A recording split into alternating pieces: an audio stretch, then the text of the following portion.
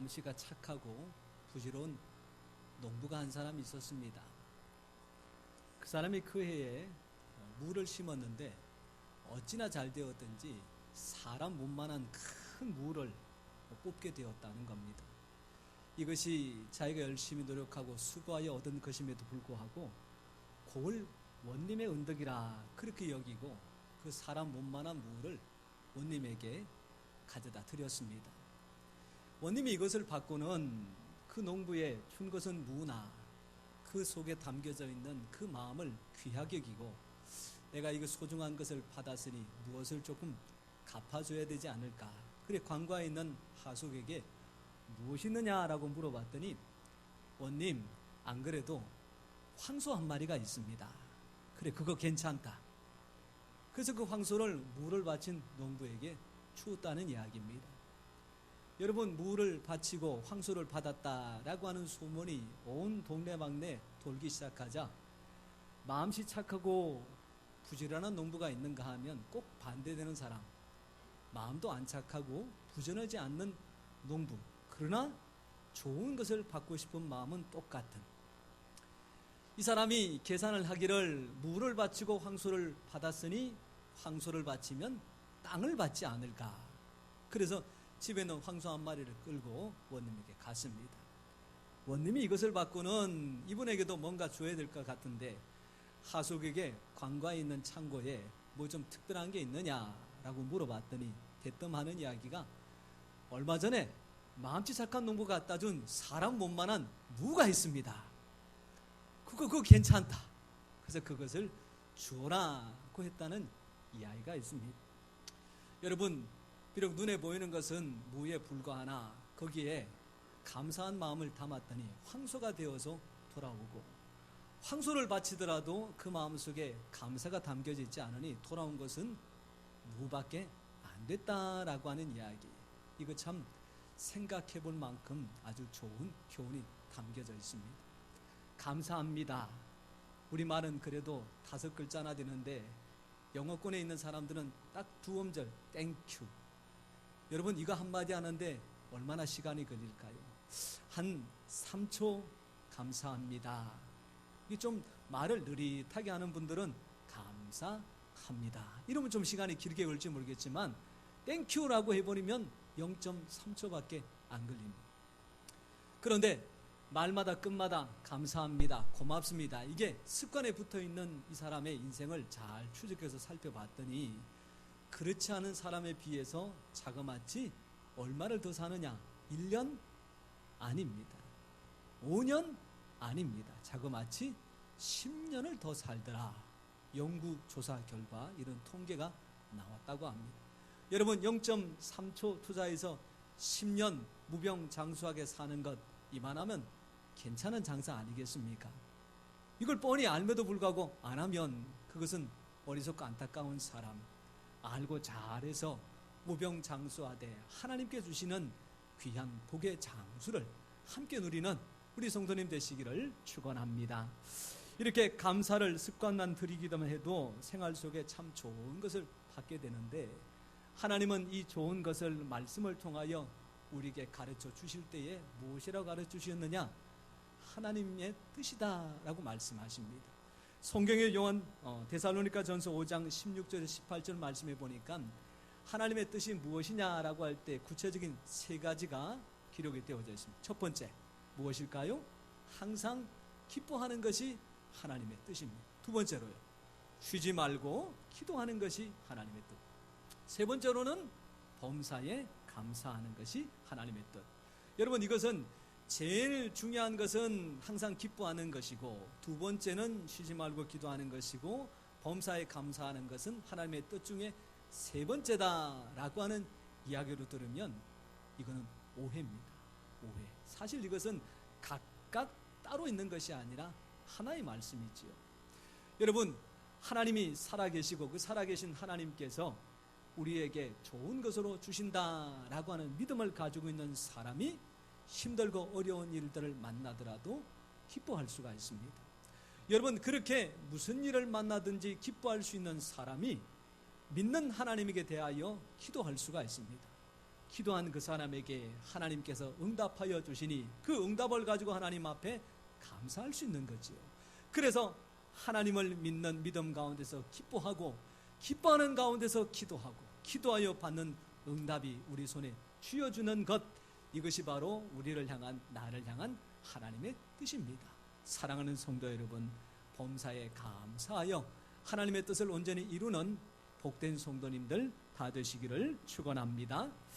여러분, 오늘 말씀해 보니까 맥주 감사절이라고 하는 5글자가 딱 나오는 대신 77절이라고 하는 말씀이 나오고, 우리는 이 말씀이 바로 맥주 감사절에 대한 성경적인 규례나 그렇게 잘 알고 있습니다.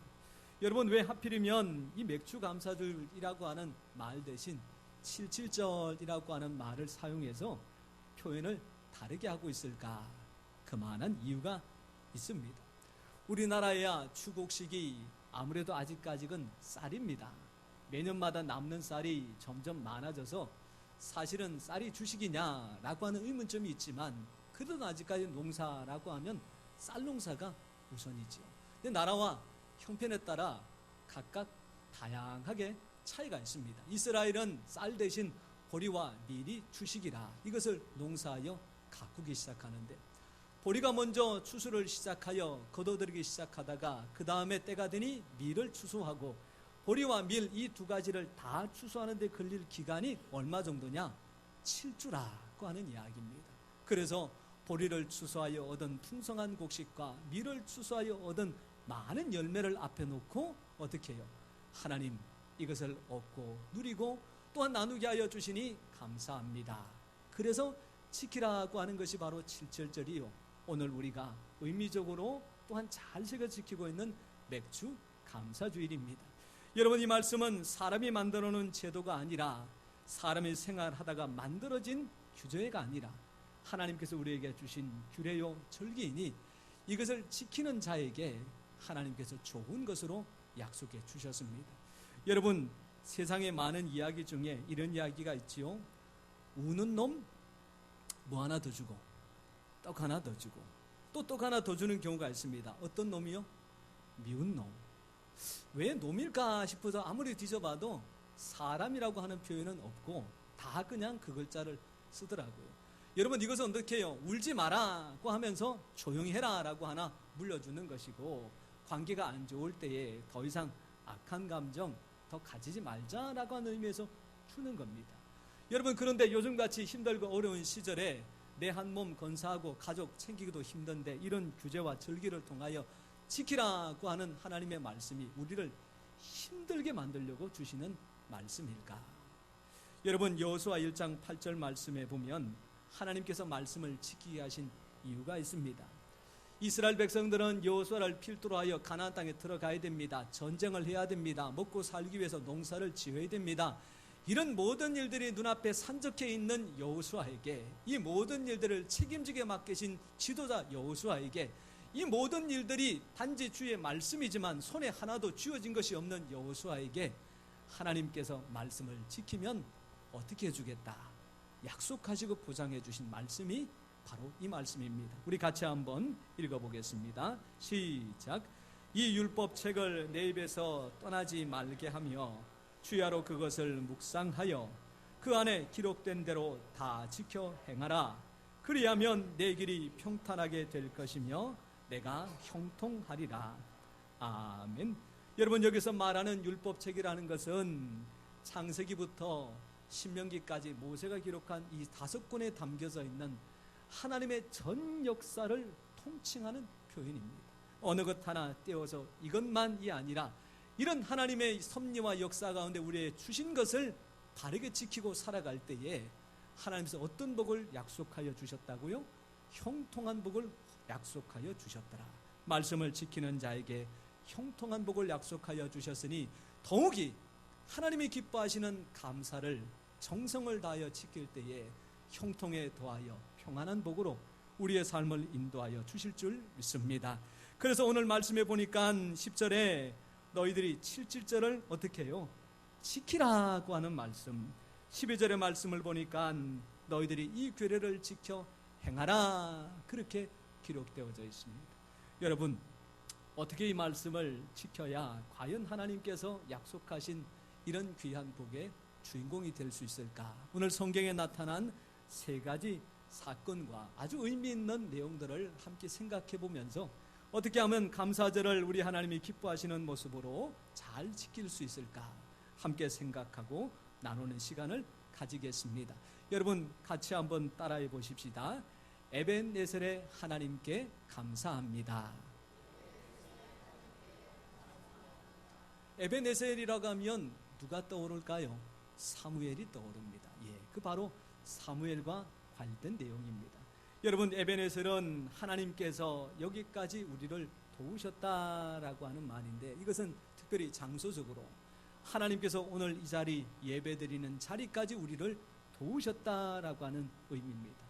또한 시간적으로는 지금까지 하나님께서 우리를 도우신다라고 하는 말씀이고, 의미적으로는 아직까지 우리를 도우신다. 어떤 말씀이냐 하면, 우리는 하나님을 기쁘시게 하는 일들도 하지만 때로는 하나님의 마음을 아프게 하고 싫어하는 일들도 사실 많이 저지르고 있습니다. 부모에게 자식이 하는 일들과 거의 비슷하게 신앙 연륜이 많으나 적으나, 나이가 많으나 적으나 부모에게는 항상 물가에 내놓은 자식 같고, 또한 찻길에 내놓은 자녀 같아 항상 마음속에 따뜻하고 애틋한 마음이 있는데, 이런 부모님의 마음을 제대로 이해하지 못하는 자녀들이 실수하고 잘못하는 것처럼 하나님을 거부하고 대적하는 일들도 사실은 많이 있습니다. 그런데 어떻게 해요? 하나님께서 그럼에도 불구하고 아직까지 나를 도우신다, 우리를 도우신다. 그게 바로 이 에벤네셀의 의미 속에 담겨져 있는 겁니다. 여러분, 사무엘 시대의 제사장은 사실 엘리였습니다. 그러나 우리가 잘 알듯이 엘리가 이 블레셋과의 전쟁 속에서 법궤도 잃어버리고 그 전쟁터에 나갔던 두 아들도 잃어버리고 자기도 그 소식에 깜짝 놀라 뒤로 넘어지면서 목이 부러져 세상을 떠나게 나니, 엘리와 그의 아들들 모두가 다 죽고 남아있는 사람은 어린 사무엘밖에 없었습니다. 그런데 하나님께서 그 사무엘에게 은혜를 주시고 능력을 주실 때 어린 사무엘이 말을 뱉으나 그 말이 하나도 땅에 떨어지지 않고 사람들의 마음에, 생각에 새겨지더라. 성경은 그렇게 기록하고 있지. 어찌하여 어린 아이 같은 사무엘의 이 말이 이와 같은 권세를 가져야 이 시대를 바르게 세울 수 있었을까? 사실은 사무엘 시대를 가장 정확하게 표현하는 것이 바로 한나의 기도입니다. 여러분, 한나의 기도가 사무엘상 1장에 기록되어져 있는데, 거기에 보면 통통통이라고 하는 말이 계속 나와서 이 한나의 기도는 한마디로 통기도다. 통기도. 어떤 기도냐?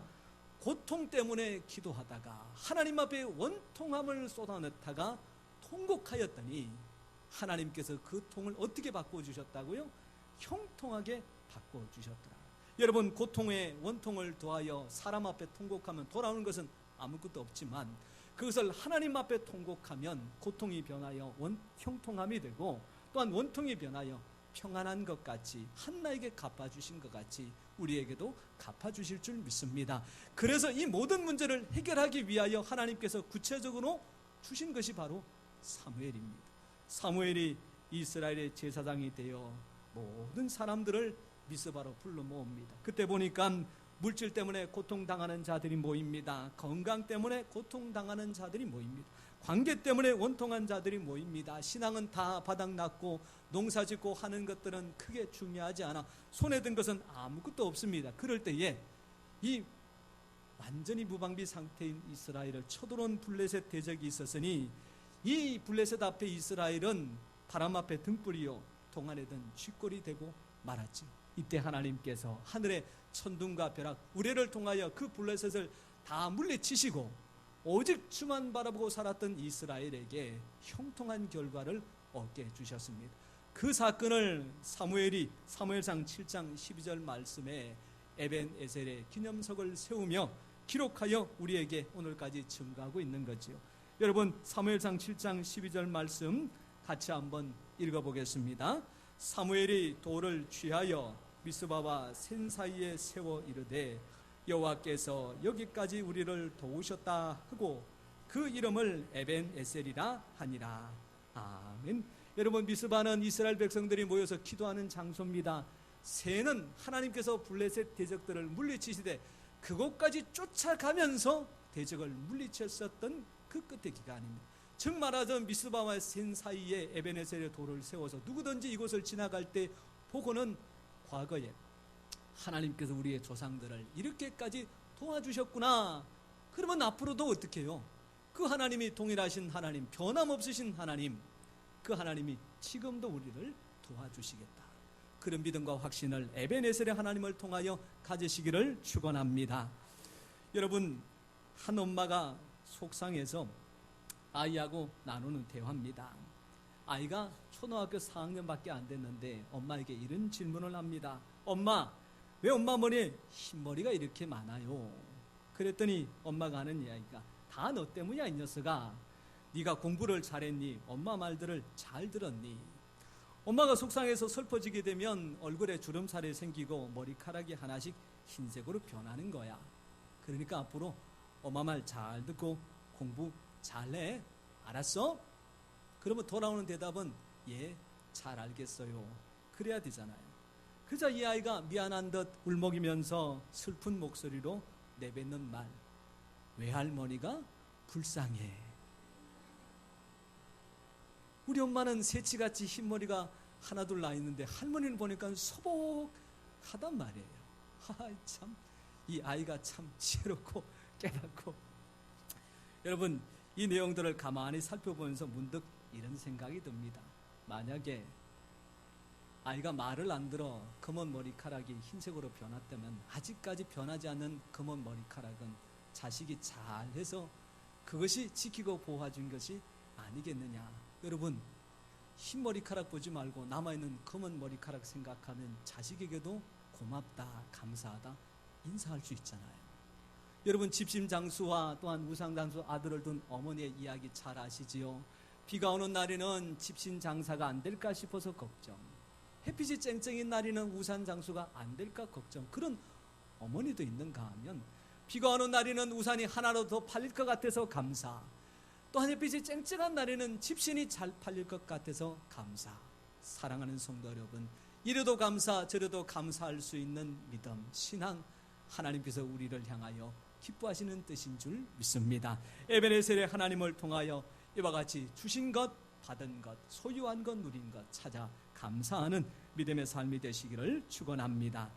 여러분, 두 번째로 생각해 볼 내용은 임마누엘의 감사입니다. 우리 같이 한번 따라해 보십시다. 임마누엘의 하나님께 감사합니다. 하나님이 우리와 함께 하신다라고 하는 말씀인데, 이 말씀과 제일 먼저 떠오르는 내용은 예수님의 탄생 기사입니다. 천사가 나타나 그 아이의 이름을 임마누엘이라 하리라고 하는 말씀으로 주셨지요. 신약에 나와 있는 그 말씀이 구약에는 없을까요? 찾아 헤매다 보면 우리는 창세기 28장 15절을 통하여 그 말씀이 구체적이고 정확하게 나와 있는 것을 확인하게 됩니다. 여러분, 거기에는 말하자면 사기꾼이요, 참 사람 같지 못한 야곱과 관련된 내용입니다. 우리 창세기 28장 15절 말씀을 먼저 한번 같이 읽어보겠습니다. 시작. 내가 너와 함께 있어 내가 어디로 가든지 너를 지키며 너를 이끌어 이 땅으로 돌아오게 할지라. 내가 내게 허락한 것을 다 이루기까지 너를 떠나지 아니하리라 하신지라. 할렐루야. 여러분, 이 긴 말씀을 딱 한 절로 간단히 요약하면 무슨 말일까요? 하나님께서 너와 함께 하신다.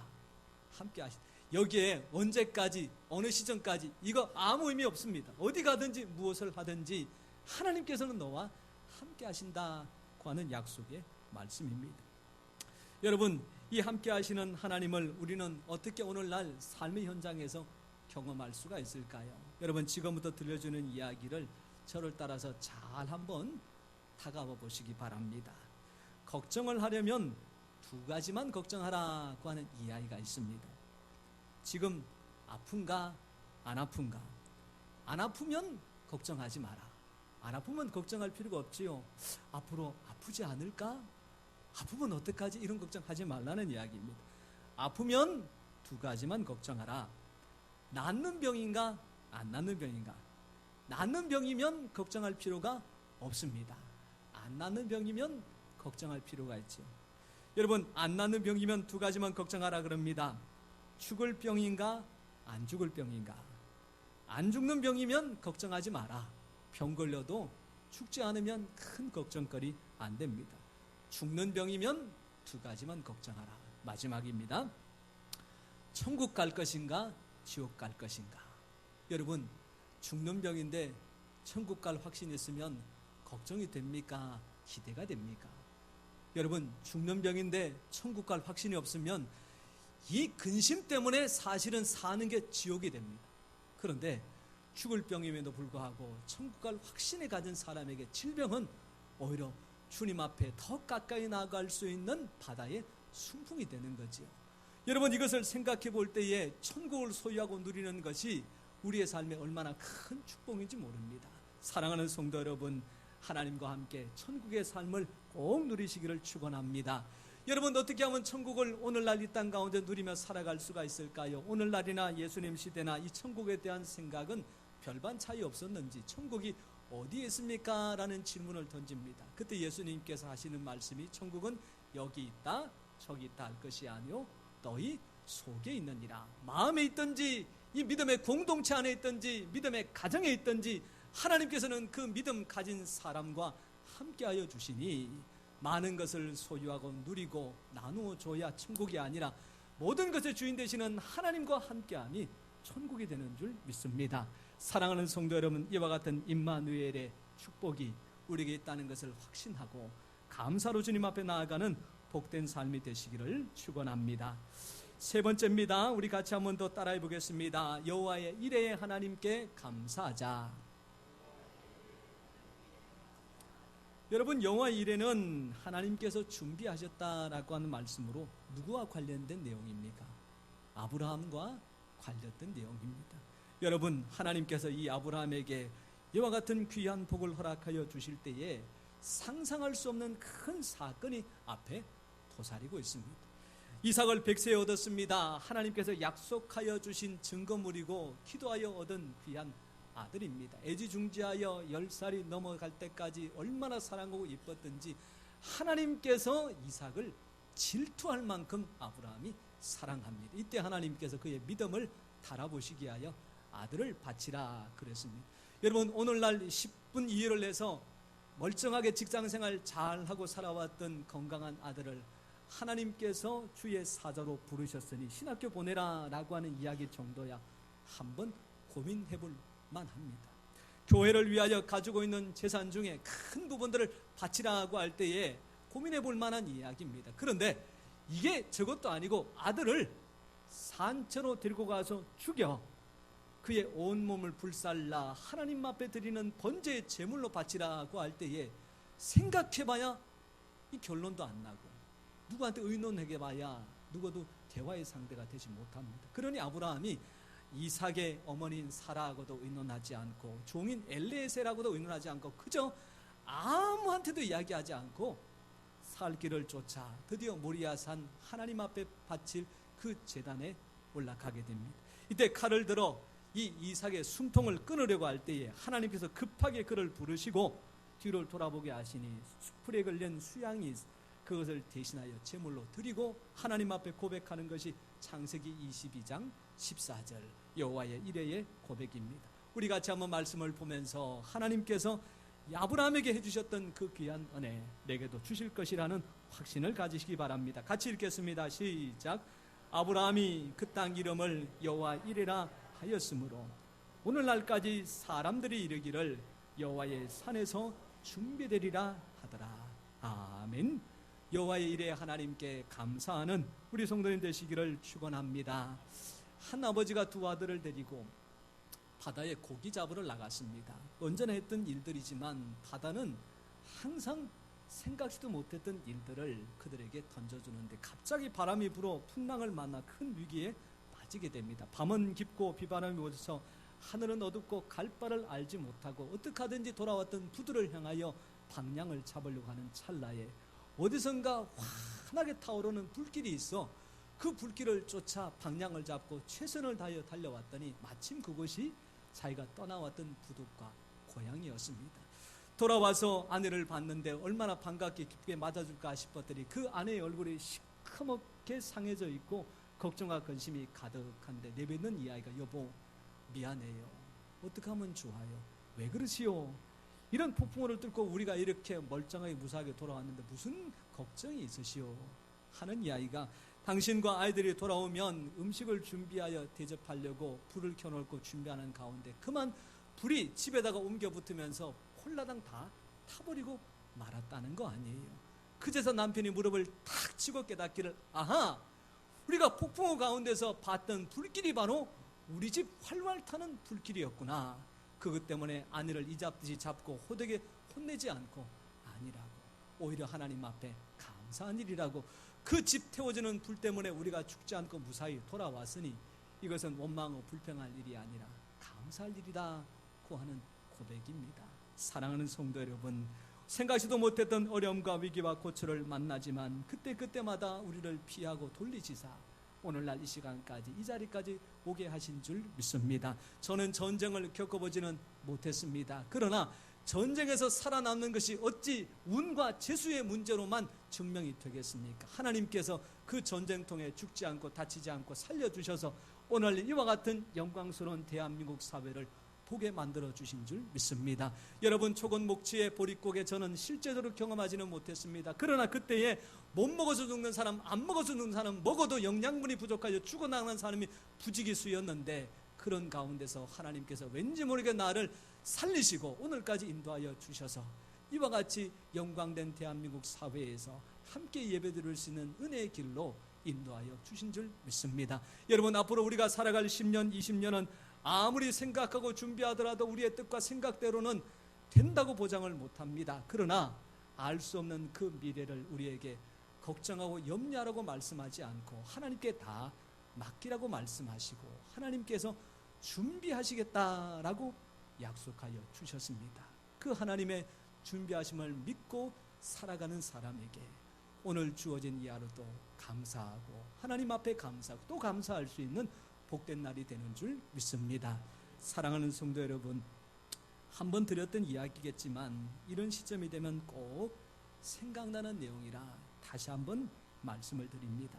부족한 종의 아버지께서는 건축 일을 하시는 관계로 항상 위험과 또한 어려움에 노출이 되어지셨습니다.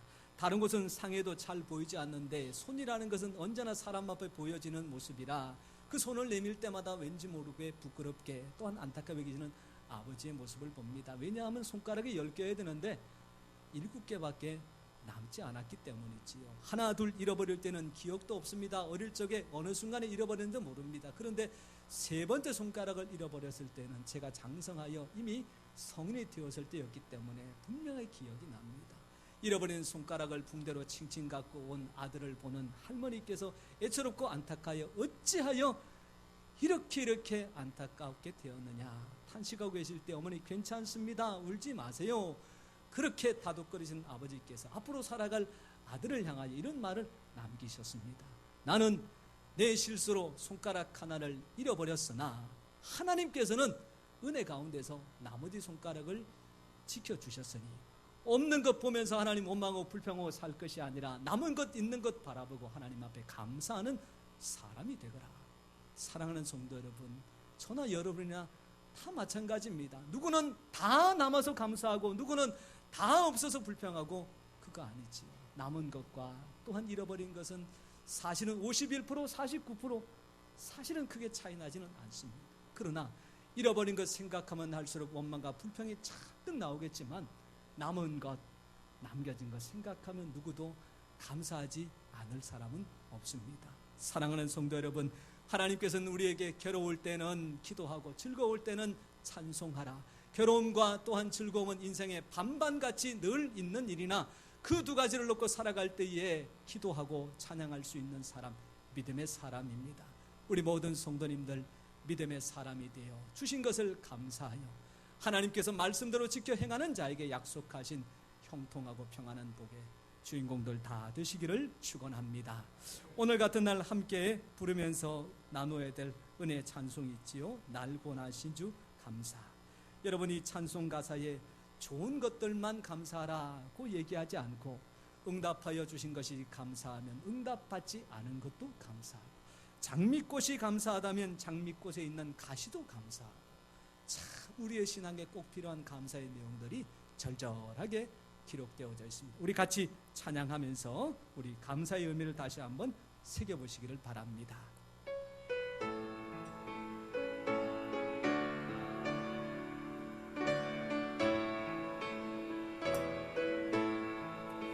날 구원하신 주 감사, 모든 것 주신 감사, 지난 주가 기네 감사, 주 내 곁에 계시네, 향기로운 봄철에 감사, 외로운 가을날 감사, 사라진 눈물도 감사, 나의 영혼 평안, 응답하신 기도 감사, 거절하신 것 감사, 헤쳐나온 풍랑 감사, 모든 것 채우신 아픔과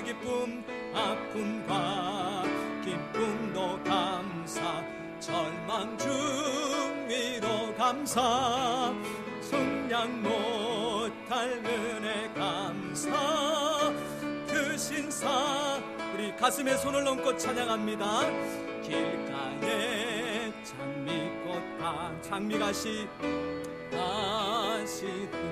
따스한 가정, 따스한 가정, 희망 주신 것 감사, 기쁨과 슬픔도 감사, 하늘 평안을 감사, 내일의 희망을 감사,